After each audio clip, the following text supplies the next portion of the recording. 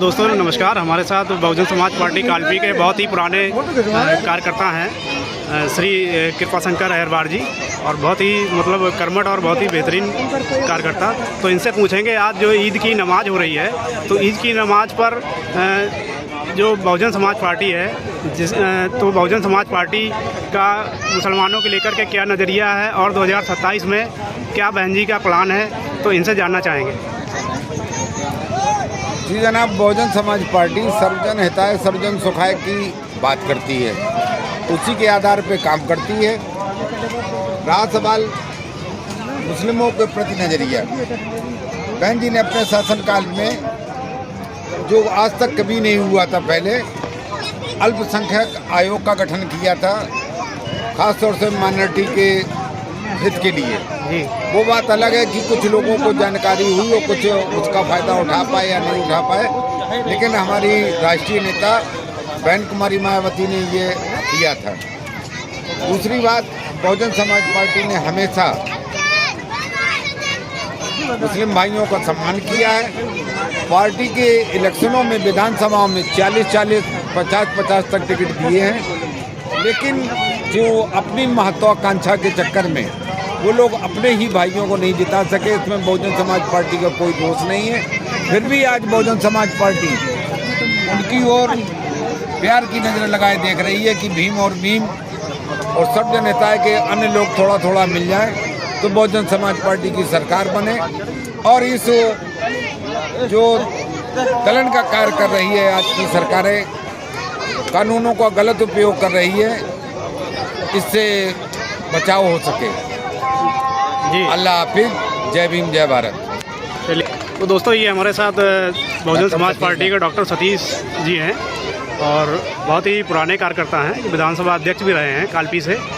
तो इनसे जानना चाहेंगे कि अभी जो 2027 आ रहा है, तो इस 2027 को लेकर के क्या नज़रिया है इनका और बहन जी का क्या प्लान है। आज ईद की नमाज़ है, तो ईद की नमाज़ पर मुसलमानों के लिए क्या संदेश है। बहुजन समाज पार्टी हमेशा दबे कुचले ऐसे लोगों की आवाज़ है, ऐसा एक प्लेटफार्म है जो उन्होंने हमेशा सभी सम्मानित लोगों का आवाज़ उठाया है। और उसके साथ साथ हमेशा हमारी जो नेता रही माननीय बहन कुमारी मायावती जी, उन्होंने हमेशा माइनॉरिटी के लिए कुछ ना कुछ किया है। सबसे पहले तो बहुजन समाज पार्टी देश में अमन भाईचारा का आपसे वादा करती है और हमेशा ये चाहती रही है कि आपसी दंगे फसाद ना हो, भाईचारा कायम रहे, जिससे एक अच्छी हुकूमत इस प्रदेश को देश को दी जा सके। हालांकि लोगों ने देखा भी है कि 4-4 बार बहन जी का शासन रहा उत्तर प्रदेश के अंदर, और भाईचारा इस प्रकार से कायम रहा, कभी कोई आपसी मतभेद नहीं हुआ, कभी कोई मुटाव नहीं हुआ, न कभी कोई दंगे फसाद हुए, और न हमारी पार्टी धर्म के नाम पे कभी राजनीति करती है। हमारी मुखिया का कहना है कि वो जब भी सरकार में आएंगी तो उन दबे कुचले लोगों की आवाज़ जरूर बनेगी जिनको कभी शासन सत्ता में भागीदारी नहीं मिली। हमारी मुखिया ने हमेशा अल्पसंख्यक लोगों को भागीदारी दे करके ज़िले में और मंडल के साथ साथ मंत्री बनाने का भी काम किया है। यहाँ तक कि नसीमुद्दीन सिद्दीकी जी बहन जी के साथ बहुत लंबे अरसे से रहे, जो मुस्लिम समाज से आते थे। हमेशा बहन जी ने उनको बहुत पावर दिए और ये कहा कि अपने मुस्लिम भाइयों का आप हित करें।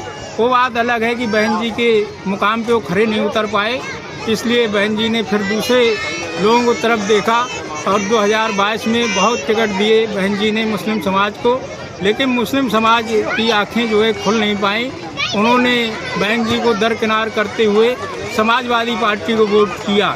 उसका नतीजा आज हम पूरे प्रदेश में देख रहे हैं और आगे भी हम चाहेंगे कि यदि दलित मुसलमान करे विचार तभी सब कुछ बन सकता है। यदि हम आपस में सब भाईचारा बना करके बहुजन समाज पार्टी को मजबूत करने में अपना काम करेंगे तो निश्चित एक अच्छी सरकार मिलेगी। हम मुस्लिम भाइयों के साथ न्याय होगा, कभी कोई धर्म की राजनीति न कर पाए, सिर्फ विकास की राजनीति देश में होनी चाहिए, ऐसा हमारा मानना है, ऐसी हमारी पार्टी का मानना है। जय भीम जय भारत, खुदा हाफिज। तो दोस्तों ये थे हमारे साथ सतीश जी।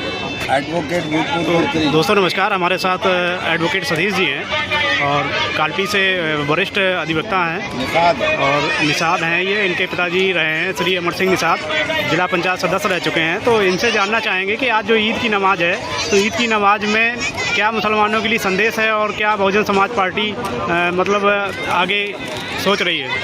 सर्वप्रथम मैं मुस्लिम भाइयों को ईद के पर्व पर हार्दिक शुभकामनाएं और बधाई देता हूँ।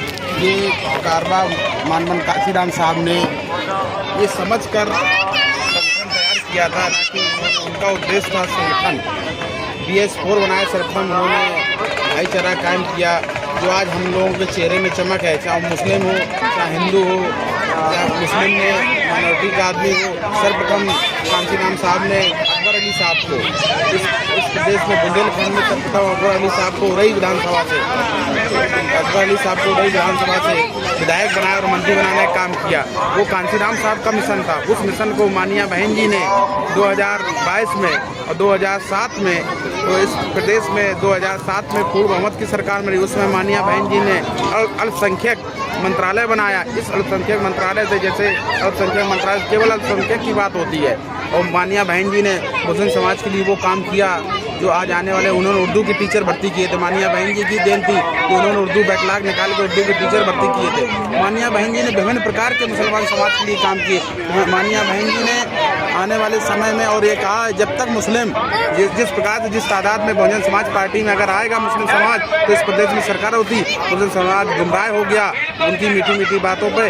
अगर वो आने वाले 2027 में मुस्लिम SC बैकवर्ड अगर एक साथ हो जाएगा, इस प्रदेश में मानिया बहन जी 5वीं बार मुख्यमंत्री पद की शपथ लेंगी। जय भीम, जय भारत। धन्यवाद।